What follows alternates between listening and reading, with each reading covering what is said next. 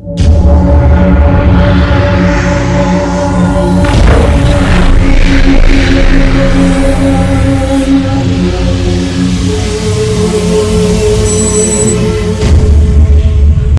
Guys, तो कैसे हैं आप सबका बहुत बहुत स्वागत है मेरे चैनल फंडा क्लियर है सर में। आज की इस वीडियो लेक्चर में हम बात करने वाले हैं मुगल्स पे।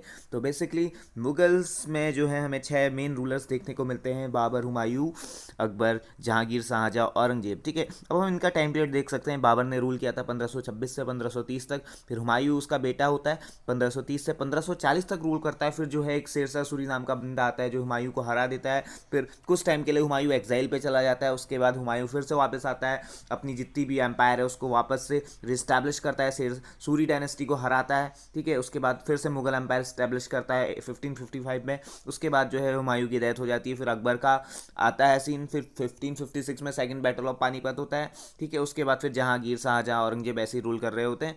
ठीक है गाइज, तो ये सब है। उसके बाद जो है फिर जो हम बात करने वाले हैं सबसे पहले बाबर की। तो बाबर जो है फाउंडर ऑफ मुगल एम्पायर बोला जाता है। अब ये जो है 4 मेन युद्ध लड़ता है इंडिया में आके: पानीपत, खानवा, चंदेरी, घग्गर का। इनके टाइम पीरियड आप आपके सामने देख सकते हैं और इनके रूलर्स भी कि किसके अगेंस्ट इन्होंने जो है ये वॉर वगैरह लड़े थे।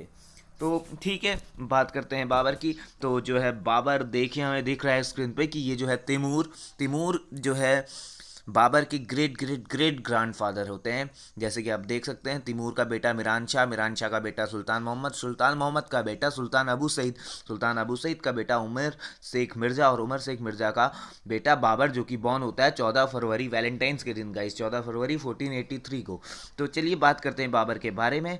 बाबर ने कैसे कौन कौन से युद्ध किए। सबसे पहला इसका युद्ध था पानीपत का युद्ध। तो जानते हैं फर्स्ट बैटल ऑफ पानीपत के बारे में। सो गाइस, मैं आप लोगों से रिक्वेस्ट करूंगा, अगर आप लोगों को ये वीडियो पसंद आती है तो इस वीडियो को लाइक, शेयर और सब्सक्राइब करें। और इससे कुछ पहले की वीडियोस मैंने अपलोड की हैं जो मैं नीचे डिस्क्रिप्शन में दे रहा हूँ, आप जाके वहाँ से चेक कर सकते हैं। तो गाइस, हम बाबर के बारे में बात करें तो ये देखिए आपकी स्क्रीन में आया है शेर। ठीक है, और शेर की क्वालिटी होती है ब्रेव, और बाबर का मतलब भी होता है टाइगर यानी कि शेर। अब देखिए इस पिक्चर में आप क्लियरली देख सकते हैं कि बाबर जो है हंटिंग कर रहा है शेर की। तो इससे हम ये पता लगा सकते हैं कि कितना ब्रेव होगा। सो गाइस, ये कहा जाता है कि बाबर ने अपने इस फर्स्ट बैटल ऑफ पानीपत में गन पाउडर का भी काफी इफेक्टिवली यूज किया था। So guys, battle of Panipat, first battle of Panipat 1526 में जो कि लड़ा गया था इब्राहिम लोदी और बाबर के बीच में। अब देखिए बाबर जो है कहाँ से आया था। बाबर ये है पाकिस्तान और ये है अफगानिस्तान। ठीक है, अफगानिस्तान में एक राज्य पड़ता है फरगना। ठीक है, फरगना वैली। ठीक है, उसका रूलर हुआ करता था उमर शेख मिर्जा का बेटा ही था बाबर। तो 1494 में 1494 एडी में जो है उमर शेख मिर्जा की हो जाती है डेथ और बाबर बन जाता है फरगना का नेक्स्ट रूलर। ठीक है, अब यहाँ पे पंजाब प्रोविंस में दिल्ली के अंदर जो होता है पंजाब प्रोविंस, ठीक है, इसके 2 रूलर होते हैं, गवर्नर होते हैं, दौलत खां लोधी और आलम खां। ये दोनों ही रिलेटिव होते हैं इब्राहिम लोधी के। अब ये किसी ना किसी कॉन्स्पिरेसी के शिकार होते हैं इब्राहिम लोधी के। तो ये भी कहीं ना कहीं चाहते हैं कि इस दिल्ली पे जो है हम रूल करें। अभी दिल्ली जो है काफ़ी पावरफुल सीट होती है, यहाँ पे इब्राहिम लोधी होता है तो इसके दुश्मन भी कहीं होते हैं, जिसके खुद के रिश्तेदार होते हैं। यहाँ जो है मेवाड़ में एक राजा होता है, मेवाड़ का राजा राणा सांगा। ठीक है, ये भी चाहता है कहीं ना कहीं मैं दिल्ली पे अटैक करूं, दिल्ली जो है मेरे अंडर आ जाए और इब्राहिम लोधी को मैं यहाँ से भगा दूं। तो इसी चाहत में जो है राणा सांगा इससे 2 बार युद्ध करता है। 2 बार युद्ध करता है, 1517 में, 1518 में। राणा सांगा और इब्राहिम लोधी के बीच में खतौली और बाड़ी का युद्ध होता है। दोनों में ही राणा सांगा जो है जीत जाता है। तो फिर भी लेकिन जो है दिल्ली पे अटैक नहीं कर पा रहा होता है, इसे भी एक मौका चाहिए होता है और यहाँ पे इनको भी एक मौका चाहिए होता है, दौलत खां लोधी और इसके अंकल आलम खां को। तो ये क्या करते हैं, इस मौके को देख लेते हैं। और खासतौर पे ये जो 2 रूलर हैं दौलत खां लोधी और आलम खां, ये क्या करते हैं, फरगना के रूलर जो है बाबर काफ़ी खतरनाक होता है, तोप वगैरह चलाना सब जानता है। ठीक है, इसको इनवाइट करते हैं, लेटर लिखते हैं कि तुम आओ दिल्ली में जो है इब्राहिम लोधी उसको हराओ। ठीक है, तो ये आता है और दिल्ली में जब आता है, एंट्री मारता है यहाँ पे पंजाब प्रोविंस में इनके पास आता है और पूछता है इब्राहिम लोधी के बारे में, लोगों से पूछता है। तो पता चलता है क्या कि इब्राहिम लोधी तो काफ़ी पावरफुल है, इतना मामूली भी नहीं है जितना कि मैं समझ रहा था। तो इनसे पूछता है कि एक बात बताओ, इब्राहिम लोधी का जो है मेन मोस्ट राइवल कौन है, इसका दुश्मन कौन है। तो इसको पता चलता है कि इसका जो दुश्मन है वो है ये मेवाड़ का राणा सांगा, क्योंकि इसने इसे पहले भी हराया है। तो ठीक है, ये इसको लेटर लिखता है कि भैया तुम भी आओ, मैं इससे युद्ध करने जा रहा हूँ। तो एक बार में क्या करता है, ये हाँ बोल देता है कि ठीक है तुम आओ युद्ध करो। फिर उसके बाद कुछ टाइम बाद जो है काउंसिल ऑफ मिनिस्टर जो उसके होते हैं राणा सांगा के, इसको सिखा देते हैं, इसको बोलते हैं कि एक बात बताओ, तुम जब ऑलरेडी इससे जीते हो इब्राहिम लोधी से, तुम्हें क्या जरूरत पड़ी है, तुम रहने दो। तो ठीक है, ये इसके कहने पे आ जाता है। इब्राहिम लोदी को मारने। लेकिन फाइनली जो है ये जो राणा सांगा है, बैटल ऑफ पानीपत का युद्ध होता है जब 1526 में, तो ये नहीं जाता। तो अब बात रह जाती है कि राणा सांगा का सपोर्ट इससे नहीं मिलता, अब बाबर पड़ जाता अकेले। तो अब अकेले पड़ जाता, अब युद्ध तो जीतना ही है भाई, फरगना से आया है यहाँ इतनी दूर, अब खाली हाथ जाएगा तो बेकार ही है। तो बाबर के पास जो नंबर ऑफ सोल्जर्स होते हैं वो 12,000 के आसपास होते हैं, ठीक है। लेकिन इन 12,000 को ये बहुत खूबसूरती से प्लेस करता है, और ये ऐसे ये अपनाता है तुलुगमा पॉलिसी, तुलुगमा, ठीक है।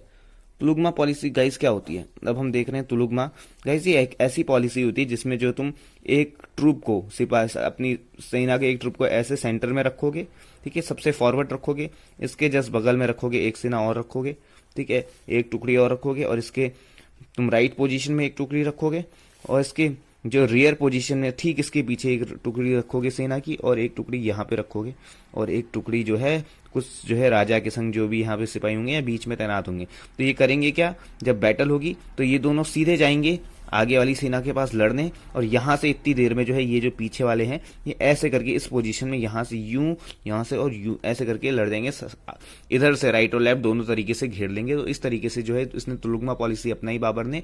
और कहा जाता है कि जो इब्राहिम लोदी के उसके 1 लाख के आसपास सोल्जर्स थे, कहाँ 1 लाख कहाँ 12,000, तो उतने सारे सोल्जर्स को इसने हरा दिया, ठीक है। और इसके पास साथ में इसको सपोर्ट करने वाली थी तोप, ठीक है। तो ठीक है, 1526 का युद्ध हो गया। राणा सांगा जो उसने प्रॉमिस किया था वो उसने पूरा नहीं किया, ठीक है। अब ये जो बात है बाबर के माइंड में रही जब ये दिल्ली आया, दिल्ली में जीता, ठीक है। अब देखिए होता क्या है, जो ये इसके अंकल होते हैं दौलत खान लोदी और ये आलम खां, ये भी कहीं ना कहीं सोच रहे होते हैं कि बाबर आएगा, जीतेगा और वापस चल जाएगा। लेकिन बाबर ऐसा नहीं करता, बाबर अपने बेटे हुमायूं को लेकर आता है और यहीं दिल्ली में अपनी गद्दी जमा लेता है और खुद का मुगल एम्पायर स्टैब्लिश कर लेता है। अब इनकी आंखों में जो है ये भी चुभने लगता है, कौन, बाबर, बाबर चुभने लगता है। और साथ में राणा सांगा जो है, बाबर की आंखों में राणा सांगा चुभने लगता है, ठीक है। तो ये कहता है कि भाई राणा सांगा ने तो मेरी हेल्प की नहीं, मैंने बुलाया आया नहीं। तो कहीं से राणा सांगा को ये पता लग जाता है कि ये जो है बाबर जो नया नवेला लड़का है ये मुझे मारना चाहता है, ये मुझे मारने की कॉन्स्पिरेसी कर रहा होता है। ये जो है ये लोगों से बोल रहा होता है कि मैं जो है राणा सांगा को मारूंगा। अब इसको इस बात पे हंसी आती है राणा सांगा को, यानी कि इसका नाम होता है संग्राम सिंह सिसोदिया। ये हंसता है कि ये कल का बच्चा मुझे मारेगा। अब गाइस हकीकत में ये बहुत पावरफुल रूलर होता है राणा सांगा, ठीक है। तो गाइस अब यही सब जो है, पहला बैटल जीत जाता है, फर्स्ट बैटल ऑफ पानीपत जीत जाता है बाबर। लेकिन अब जो सेकंड बैटल होता है खानवा का, ये राणा सांगा और बाबर के बीच में, अब ये क्यों, वो इसीलिए होता है क्योंकि मैंने बता दिया आपको, राणा सांगा और बाबर के बीच में इसलिए युद्ध होता है क्योंकि बाबर कहीं ना कहीं सोच रहा था राणा सांगा ने मेरा पहले सपोर्ट नहीं किया तो इसको भी मैं बताऊंगा। और यहीं पे जो है इब्राहिम लोदी के जो रिश्तेदार होते हैं वो भी बाबर के अगेंस्ट हो जाते हैं, वो राणा सांगा के संग मिल जाते हैं बैटल ऑफ खानवा में, ठीक है। और इसमें राणा सांगा एक अलायंस करता है, सारे राजपूत रूलर्स जो हैं राणा सांगा के संग मिल जाते हैं। तो आसपास के जितने भी राजपूत रूलर्स होते हैं सब जो है राणा सांगा की आर्मी में चले जाते हैं, बोलते हैं ठीक है हम जो है मिलके इसको हराएंगे बाबर को। और साथ में यहाँ पे जो पंजाब प्रोविंस के गवर्नर्स होते हैं वो भी जो है इससे नाराज हो जाते हैं, किससे, बाबर से नाराज हो जाते हैं, तो वो भी राणा सांगा की आर्मी ज्वाइन कर लेते हैं, ठीक है। तो गाइस अब देखो हो क्या रहा होता है कि सलहदी तोमर नाम का एक सिपाही होता है राणा सांगा की आर्मी में। ये सलहदी तोमर डिमांड करता है कि अपनी जो इसकी सैलरी है इसको थोड़ी सी बढ़ा दी जाए, इसको थोड़ी सी फैसिलिटी और दी जाए। तो इसमें जो है राणा सांगा इसे साफ साफ मना कर देता है, नक्को नहीं दूंगा। राणा सांगा की इस बात से ये हो जाता है खफा, ठीक है। अब राणा सांगा के पास बहुत पावरफुल आर्मी होती है, सारे राजपूत रूलर्स मिले होते हैं, साथ में जो है इब्राहिम लोदी के जो रूलर्स जो रिश्तेदार होते हैं वो भी मिले होते हैं बाबर को हराने के लिए, जिन्होंने खुद बाबर को इनवाइट किया होता है, वो खुद भी इस बार बाबर के अगेंस्ट हो जाते हैं इस बैटल में, बैटल ऑफ खानवा में। तो गाइस इस युद्ध के लिए बाबर की पॉलिसी क्या होती है, जितने भी इसके तोप्स होते हैं, ठीक है, तो ये क्या कर रहा था, इन तोप को जो है रस्सी से बांध के रखा होता है आपस में, ठीक है, ताकि जो है चलाने में थोड़ा सा इनको आसानी मिले। तो ये जो है इन कैनन्स को, इन तोप्स को जो है आपस में एक रस्सी के थ्रू बांध देता है ताकि जो वाइब्रेशन कम हो और जो है सोल्जर्स को ज़्यादा प्रॉब्लम भी ना हो उसको यूज़ करने में। तो ये बात पता लग जाती है राजपूत रूलर्स को, ठीक है। तो वो क्या करते हैं, वो भी एक प्लानिंग बनाते हैं, वो ये प्लानिंग बनाते हैं कि उनके जो है कुछ सिपाही जाएंगे घोड़े में जाएंगे दौड़ते हुए भागते हुए और इसको जो है कट कर देंगे, रस्सी तो है काट देंगे। तो इससे क्या है, इनके जो है थोड़ा सा जो टैक्टिक्स है ये थोड़ी सी अनसक्सेसफुल हो जाएगी। अब यही जो बात है ये पता होती है सलहदी तोमर को, तो ये जब इससे खफा हो जाता है तो ये चले जाता है अपनी साइड बदल लेता है, साइड बदल लेता है, ये चला जाता है बाबर की तरफ। बाबर को बोलता है कि बाबर बाबर देखो ऐसी ऐसी कॉन्स्पिरेसी हो रही है तुम्हारे अगेंस्ट, जो तुमने रस्सी से बांधे हैं ना, ये तो इनको एक काम करो बदल दो, जंजीर से बांध दो, वरना तुम हार जाओगे। तो ठीक है, बाबर इसकी बात मान लेता है और यहाँ पे रस्सी की जगह चेंज कर देता है जंजीर। तो गाइस अब 17 मार्च 1527 का दिन आता है, ठीक है, 17 मार्च 1527 का दिन आता है जिस दिन ये बैटल ऑफ खानवा लड़ा जाता है, बैटल ऑफ खानवा, ठीक है। किसके बीच में? बाबर और मेनली कौन होता है? राणा सांगा। बैटल ऑफ खानवा किसके बीच में? बाबर और राणा सांगा के बीच में। राणा सांगा को हम दूसरे नाम से किस नाम से जानते हैं? संग्राम सिंह सिसोदिया, मेवाड़ का ये होता है रूलर, ठीक है। इनके बीच में अब युद्ध चलता है। युद्ध का मैंने आपको बता दिया कि एक इनका सिपाही होता है सलहदी तोमर, जो इनकी जो जितनी भी टेक्निक्स होती हैं राणा सांगा की, ये जाके इसको बता देता है बाबर को। बाबर जो है थोड़ा सा चेंज कर देता है वहां पे और जीत जाता है बाबर। बैटल ऑफ खानवा भी जीत जाता है। तो गाइस इस बैटल ऑफ खानवा में क्या होता है कि राणा सांगा को एक लग जाता है तीर, ठीक है, तीर लग जाता है तो राणा सांगा हो जाता है घायल। अब घायल हो जाता है तो इसका जो एक और मिनिस्टर होता है मालदेव, ठीक है, तो जो मालदेव होता है ये देख रहा होता है कि इसको लग गया तीर, अगर इससे ये हमारे सिपाहियों को पता चल जाएगा तो हमारे जो सिपाही हैं, हमारे जो सोल्जर्स हैं वो जाएंगे डिसअपॉइंट। तो ये क्या करता है, जो घोड़े से गिर जाता है राणा सांगा, तो इसको हाथी से गिर जाता है तो इसको उतारता है और अच्छे से इसको साइड करता है और इसकी जगह एक दूसरे बंदे को बिठाता है राणा सांगा की जगह। राणा सांगा की टोपी निकाल देता है, ठीक है, राजा वाली, और ये जो बंदा है जल्ला अज्जा, इसको राणा सांगा बना के बिठा देता है हाथी में वापस। अब ये लड़ते लड़ते पहुंच जाता है बीच ग्राउंड में, ठीक है गाइस। क्योंकि मैंने आपको बताई थी बाबर की पॉलिसी यही होती है, तो जल्ला अज्जा को जो है यहाँ पे जल्ला अज्जा लड़ते लड़ते यहाँ पहुंच जाता है बीच में। अब ये चारों तरफ से घिर जाता है और इसको मार देते हैं। अब ये लोग सोचते हैं कि हमने किसको मार दिया? हमने मार दिया राणा सांगा को मार दिया। तो ये खुश हो जाते हैं और बोलते हैं कि हमने जो है राणा सांगा को मार दिया, राणा सांगा की हो गई है डेथ। उसके बाद जो मालदेव होता है इस घायल राणा सांगा को कहाँ ले जाता है? अपने संग बिठा के घोड़े पे। कालपी एक जगह है मध्य प्रदेश में, एमपी में, यहाँ इसको जाके ले जाता है और इसका ट्रीटमेंट करता है। फिर जब इसको होश आती है राणा सांगा को बोलता है कि मैं कहाँ हूं, तो इसको मालदेव बोलता है कि तुम यहाँ हो कालपी में। तो राणा सांगा बोलता है कि और मेरी सेना? बोलती है कौन सी सेना? वो तो चले गई, वो तो तबाह हो गई। फिर तब जाके ये जो एक और प्रण लेता है, बोलता है अभी के अभी राणा सांगा मैं जाऊंगा। राणा सांगा खुद एक प्रण लेता है, बोलता है मुझे इस मिट्टी की कसम, मैं अभी के अभी जाऊंगा। राजपूत रूलर होता है, खून खौला उठता है इसका। कुछ टाइम बाद सही हो जाता है तो इसे फिर से जो है जोश आ जाता है, बोलता है अभी के अभी जाऊंगा, बाबर को जाके अटैक करूंगा, हराऊंगा, और जब तक नहीं हराऊंगा तब तक जो है मैं इस एरिया मेवाड़ में एंट्री नहीं मारूंगा। तो गए सब राणा सांगा जब जा रहा होता है रास्ते में, जो इसके जो सिपाही होते हैं अंदर ही अंदर से डरे होते हैं कि यार ये इतना बड़ा जो है डिसीजन तो ले रहा है, लेकिन अब भाई बाबर है, बाबर जीतने के बाद अब तो और पावरफुल हो गया है, दिल्ली की गद्दी में जो बैठ गया है, मुगल एम्पायर जिसने एस्टेब्लिश कर दिया है, अब उसको हम कैसे हरा पाएंगे। तो वो सोचते हैं कि राणा सांगा जो है कर रहा है बेवकूफ़ी, तो इसको ये जहर देने की कोशिश करते हैं, ठीक है। एक बार जहर देते हैं, राणा सांगा नहीं मरता है, फिर दूसरी बार और जहर देते हैं। रास्ते में कहीं पे कैंप लगा के रुके होते हैं, यहाँ पे राणा सांगा सो जाता है, इसके दूध में जहर मिला देते हैं और वहां पे जो है इसका राणा सांगा हमेशा के लिए सो जाता है, फिर कभी नहीं उठता है। तो यहाँ पे गाइस इसकी हो जाती है इस तरीके से राणा सांगा की जो कहानी दी एंड हो जाती है। तो ये तो बात थी बैटल ऑफ खानवा की। अब जैसे कि मैंने बताया बैटल ऑफ खानवा में राणा सांगा के संग कुछ और लोग भी मिले होते हैं, जैसे कि ये मेदिनी राय है, मेदिनी राव भी बोलते हैं हम इसे, ये भी मिला होता है राणा सांगा के संग। अब ये बेसिकली होता है क्या, राणा सांगा का एक कमांडर होता है, मिलिट्री कमांडर।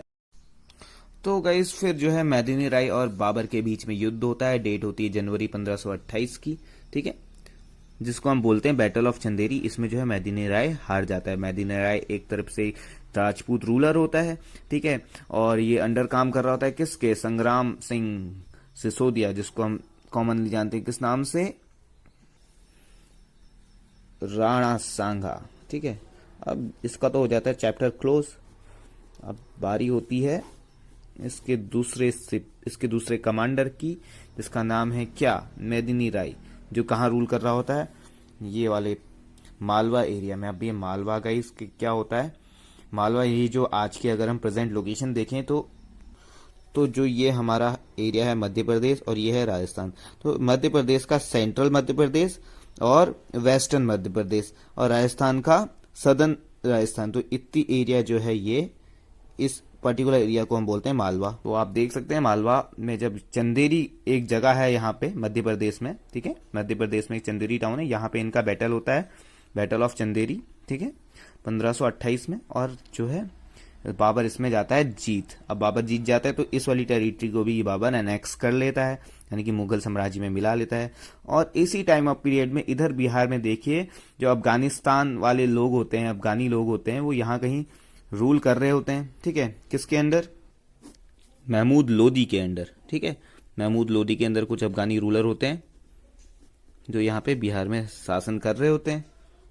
अब ये महमूद लोदी के दिल में कहीं ना कहीं आग भड़क रही होती है, क्योंकि ये जो दिल्ली साम्राज्य है यहाँ पे, इसमें जो मेन जो राज्य जो मेन जो इसका ओनर है वो कहीं ना कहीं मैं हूँ, ठीक है, इसका जो मेन हकदार है इस पूरे दिल्ली साम्राज्य का वो मैं हूँ, क्योंकि मेरा जो भाई था इब्राहिम लोदी उसको इसने मार दिया, तो कहीं ना कहीं इस पे जो है मेरा हक बनता है, ठीक है। तो ये अपनी आर्मी क्रिएट कर रहा होता है बिहार में इससे लड़ने के लिए, ठीक है। अब देखिए बंगाल में भी एक रूलर होता है नुसरत शाह, ये भी अफगानी होता है गाइस, तो ये बंगाल में रूल कर रहा होता है। अब ये इन दोनों की पावर मिल जाती है, महमूद लोदी और नुसरत शाह की, ठीक है, इनकी कॉन्फेडरेशन मिल जाती है। अब ये आपस में कहते हैं कि भैया हमें तो हराना है बाबर को कैसे ना कैसे करके, और अपनी जो खोई हुई सत्ता है उसको वापस लानी है। तो गाइस इसी कंटेक्स्ट में जो है अब होती है बैटल ऑफ,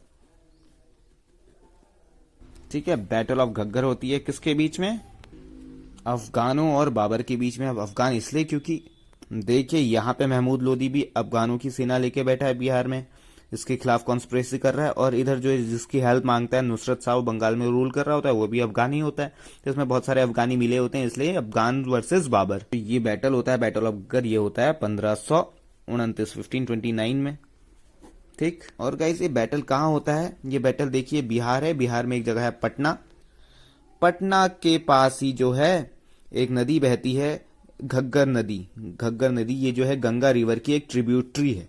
अब चूंकि हम जाते हैं हिमालय से निकल के आती है गंगा, उत्तराखंड से बहती है हरिद्वार वगैरह से, तो ये यूपी में वाराणसी, ठीक है, यहाँ से होते हुए जाती है कानपुर होते हुए, और ये बिहार में एंटर जब करती है तो रास्ते में इसमें एक और नदी मिलती है घग्गर, जहाँ पे एक नदी मिलती है घग्गर इसमें मिल जाती है यहाँ पे, तो इस पर्टिकुलर प्लेस को हम बोलते हैं घग्गर।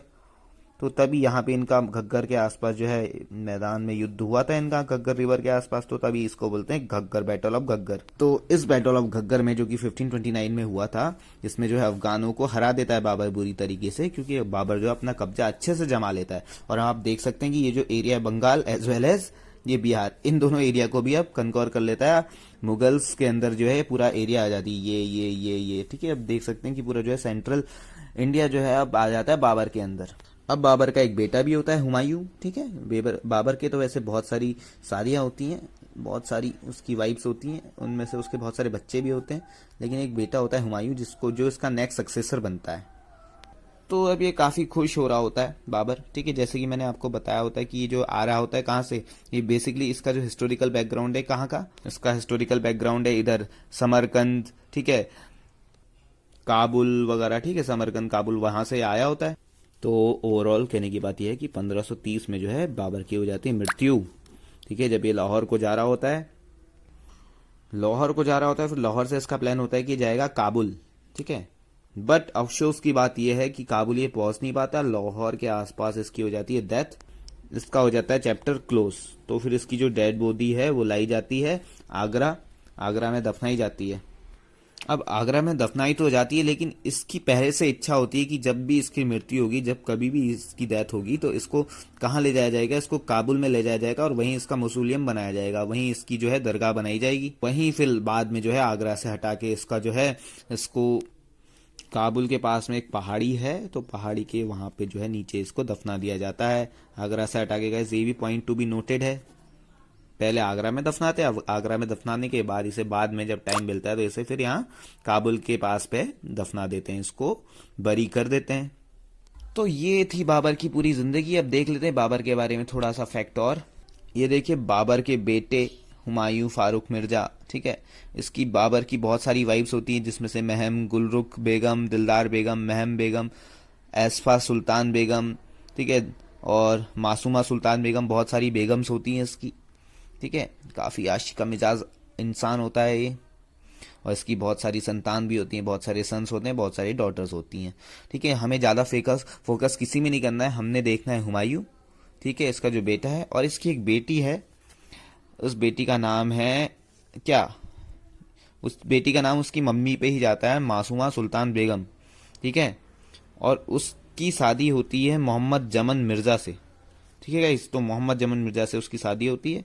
तो इन दो पे हमें फोकस करना है, मासूमा सुल्तान बेगम इसकी बेटी और इसका बेटा हुमायूं। ठीक है गाइस, अब ये भी हमें क्यों फोकस करना है, ये हमें इसलिए फोकस करना है क्योंकि जो अगला रूलर बनेगा हुमायूं, और हुमायूं के सामने बहुत सारे कॉन्फ्लिक्ट्स आएंगे, इसके खुद के रिश्तेदारी जो है इसके अगेंस्ट हो जाएंगे। और उन रिश्तेदारों में से एक ये भी होते हैं, कौन, ये मासूमा सुल्तान बेगम, इसकी बेटी होती है, इसकी बेटी भी सेम नेम होता है इसका, मासूमा सुल्तान बेगम, और उसकी शादी हो जाती है मोहम्मद जमन मिर्जा से। तो ये जो है इसके रिश्तेदार होते हैं, इसके खिलाफ हो जाते हैं, ये भी चाहते हैं कि दिल्ली में जो है हम रूल करें। तो इसके बहुत सारे रिलेटिव्स होते हैं, इसके बहुत सारे भाई होते हैं, भाई जैसे कि फारूक मिर्जा, कामरान मिर्जा। ठीक है, ये भी चाहते हैं कि हम जो है हम रूल करें। हुमायूं को ही क्यों बिठाया मेरे पापा ने, हमें भी तो बिठा सकते थे, हम भी लायक हैं। तो ये काफ़ी चिड़े होते हैं इससे, बाबर से, और इसीलिए बाबर की लाइफ में बहुत सारी डिफिकल्टीज होती हैं, और तभी जो है शेरशाह सूरी अपनी अंपायर को एस्टैब्लिश करने में कायम भी रहता है। अब गाइस देख लेते हैं बाबर के बारे में थोड़ा सा कुछ। बाबर को जिसने बुलाया होता है दौलत खान लोधी ने, ठीक है, तो उसकी सेना में उसको अपनी आर्मी में भर्ती कर लेता है वो। ठीक है, बैटल ऑफ पानीपत के बाद, और फिर जो है काफ़ी खास बन जाता है उसका, तो उसको वो किंग ऑफ किंग का दर्जा देता है, जैसे कि खाने खाना का दर्जा देता है दौलत खान लोधी को। ठीक है, और बाबर का प्राइम मिनिस्टर होता है मीर निजाम उद्दीन खलीफा।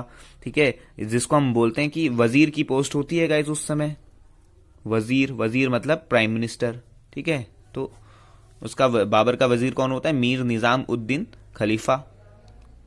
ठीक, और बाबर जो है काफ़ी कुछ बहुत कुछ बनाता भी है, बहुत कुछ कंस्ट्रक्ट भी करता है, जैसे कि वो बनाता है क्या, अंडरग्राउंड रूम्स बनाता है, और साथ में अंडरग्राउंड बाथिंग फैसिलिटीज़ भी बनाता है। ठीक है, इसका श्रेय भी अंडरग्राउंड, यानी कि जो अंडरग्राउंड रूम्स हैं ये काफ़ी मात्रा में बाबर बनाता है। और साथ ही साथ क्या बनाता है, बाबरी मस्जिद बनाता है। ठीक है, बाबरी मस्जिद बनाता है, पानीपत मॉस्क बनाता है। ठीक है, काबुली मॉस्क बनाता है, जो ये पानीपत में ही है, 1527 में इसका क्रिएशन करता है बाबर। ठीक है, काबुली मॉस्क का, काबुली बाग। ठीक है, तो ये सब जो है इसकी आर्किटेक्चर्स हैं। अब देखते हैं कि इसने अपनी ऑटोबायोग्राफी लिखी थी गाइस, तुजुक ए बाबरी। ठीक है, ये इसकी होती है ऑटो, जिसको गाइस क्या है कि ये बेसिकली होती है टर्किश लैंग्वेज में। ठीक है, टर्किश लैंग्वेज में, और ये टर्किश लैंग्वेज में होती है। इसको जो है ट्रांसलेट किया जाता है पर्शियन लैंग्वेज में। ठीक है, इस पर्शियन लैंग्वेज में से ट्रांसलेट कौन करता है, इसका जो पोता होता है अकबर 1589 एडी में इसको ट्रांसलेट करता है, तुजुक बाबरी यानी कि बाबरनामा को ट्रांसलेट करता है पर्शियन लैंग्वेज में, टर्किश लैंग्वेज में बनी होती है। और कैसे एक इंपॉर्टेंट काम ये करता है कि he set up dark chowkis at interval of 15 miles, at each dark chowki he maintain good horses. यानी कि जो है ये देखिए, कोई भी अगर इंपॉर्टेंट मैसेज वगैरह हैं तो उसको पास करने के लिए उस समय ईमेल फैक्स वैक्स तो होता था नहीं, तो इसने क्या किया था, एक डाक चौकी मेंटेन की थी। 15 माइल की दूरी पे एक एक डाक चौकी होती थी, और वहां पे जो है गुड अमाउंट ऑफ हॉर्सेस रखता था, जिससे कि एक जगह जाए, एक बंदा जा रहा है वहां पे, एक लेटर दे रहा है, उसको दे रहा है, और वो फिर जाके दूसरे वाले को दे रहा है, ऐसे ऐसे करके लेटर का जो है आदान प्रदान, यानी कि जो है मैसेज वगैरह ट्रांसफर होते थे, एक यानी कि संदेश भेजे जाते थे गाइस। सो ये था एक कम्युनिकेशन का सिस्टम। और गाइज ये तो मैंने आपको बता ही दिया कि बाबर अप्लाइड टुलुगमा policy to win first battle of Panipat. तो गाइज ये था all about Babur. So Babur rule करता है 1526 से 1530 तक। 1530 में इसकी हो जाती है डेथ। ठीक है, 1530 में डेथ हो जाती है। अब आता है कौन अगला रूलर आएगा, हुमायूं। सो गाइस, इस हुमायूं को हम दो फेजेस में पढ़ेंगे। पहला फेज होगा 1530 से लेके 1539 तक, फिर उसके बाद जो दूसरा फेज होगा 1555 से लेके 1556, फिर जब अकबर को ये बिठा देता है गद्दी पे, उसके बाद इसकी डेथ हो जाती है गाइस। अब देखिए, मैंने बात करी दो फेसों की, तो बीच में जो फेस आता है 1539 से 1555 का, वो होता है सूर अंपायर एस्टैब्लिश हो जाता है, मुगल एम्पायर टोटली डिक्लाइन हो जाता है। जो सूर अंपायर, जो इसका रूलर होता है, जो इसका एस्टैब्लिशर होता है, इसका नाम फरीद होता है, और इसको हम शेरशाह सूरी नाम से जानते हैं। तो ये जो है हुमायूं को हरा देता है बैटल में, और अपना सूर अंपायर एस्टैब्लिश कर लेता है। तो गाइस, ये सब था बाबर के बारे में। अगर आपको वीडियो अच्छी लगी हो तो प्लीज़ इसको लाइक करें, शेयर करें और सब्सक्राइब करें। तो गाइस, तब तक के लिए बाय बाय, मिलते हैं नेक्स्ट वीडियो पे हुमायूं के साथ।